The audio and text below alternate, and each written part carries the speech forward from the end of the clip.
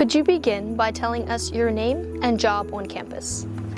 I am Jenna Johnson, and I am the Executive Director of Marketing and Communication here at Charleston Southern University. And I am serving in my 8th year here at CSU, and I'm actually an MBA grad. And for those who do not know, could you explain what Operation Christmas Child is and their mission? Operation Christmas Child is a ministry out of Samaritan's Purse, which is a nonprofit organization.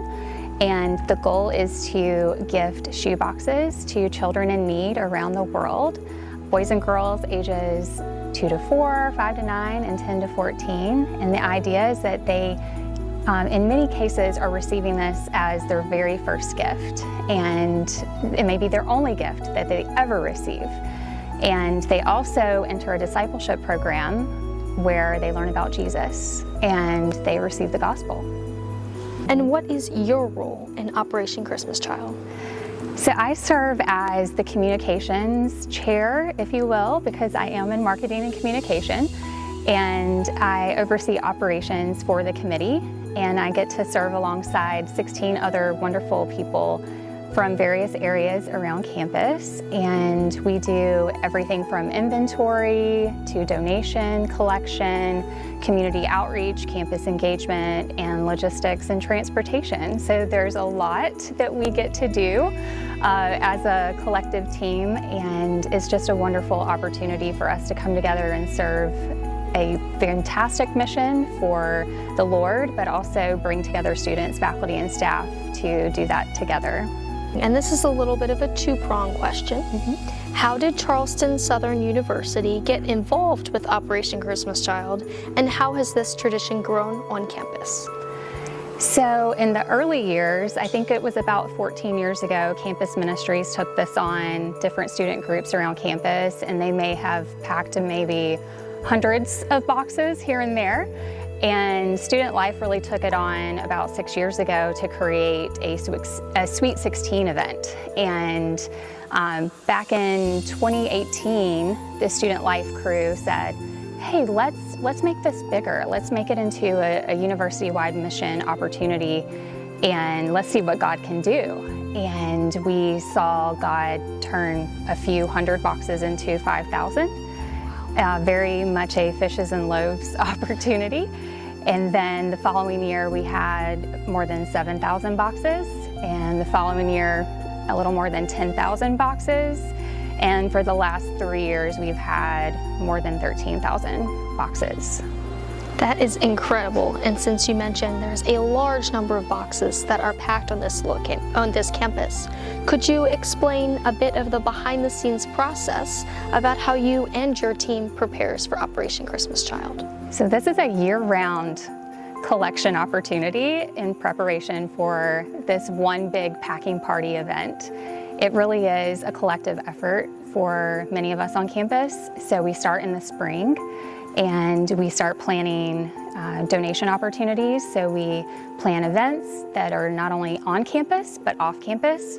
We have dozens of community partners who donate different items like stuffed animals that you may see in the boxes on campus, toothbrushes, washcloths, filler items, you name it, we try to collect it. And so the idea is that every box is fun, filled, and personalized, and also covered in prayer.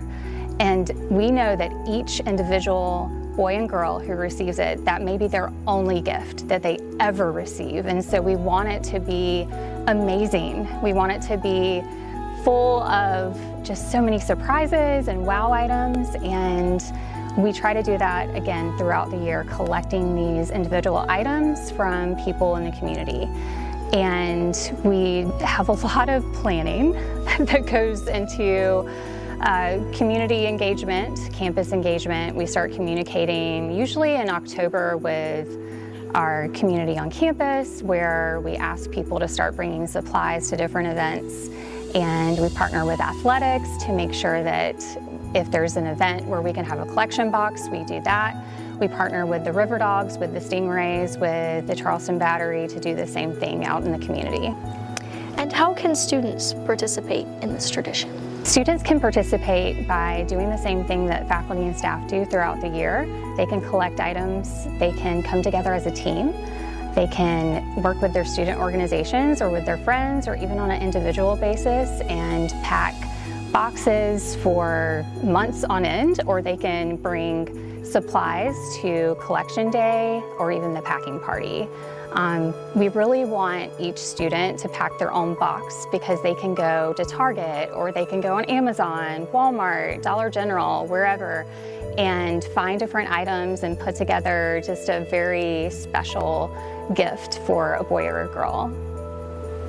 And I know you mentioned in the beginning of the interview a few numbers, but what records has Charleston Southern University beaten in regards to Operation Christmas Child, and what is your goal this year? We have a very big goal this year. We have beaten every year since we really took this on as a university-wide mission opportunity. We didn't really have this really big goal in mind, but God has just proven himself over and over again that, 5,000, 10,000, and every year we're like, can we do a little bit more? And we do, but it's not because of our effort, it's definitely because God creates these opportunities for us. And so every year for the last 6 years, we've been the top packer of any university in the nation. Our little university in South Carolina is doing really big things, and this year our goal is 14,000 boxes, which I think is very much doable with God on our side. We don't like to get caught up on the number, however, because we know that really it's going back to this individual box, right? So it doesn't matter if it's 500, 5,000, 10,000, or 15,000 boxes. We know that each box is a gospel opportunity for a girl or a boy around the world. There's 100 nations that we get to have the opportunity to send these boxes to. There's local churches in different villages and communities who partner with Samaritan's Purse to make sure that there's students, there's children who receive these boxes. And so to us, that means more than anything, even if it's only 500 boxes. We know that it's meaningful because that's 500 gospel opportunities. It's every child, not every box. Every child, not every box. And do you have a favorite memory or story about Operation Christmas Child? I have a couple of favorite memories. So I have a personal story that I like to tell, and it's something that it's the reason why I'm super passionate about Operation Christmas Child. So as a pastor's kid, I grew up packing one box. You know, that was kind of a tradition. And several years ago when I started having children, I started packing a couple of boxes for me and my kids, and it was just something that, it was a Christian Christmas tradition. Well, 5 years ago, my niece was tragically killed, and she loved children. She was going to school to be a teacher. And so we actually, as a family, decided that we wanted to honor her memory by packing as many boxes as God allowed us to do. And so we opened it up to our friends and our family and our church, and even beyond that, I had high school teachers that I would reach out to, one of whom is actually not a believer. She's actually agnostic, maybe even atheist, and she even gave to this mission because she saw how much we cared and wanted to honor our niece's memory. And that was something that just on a personal level we were very passionate about.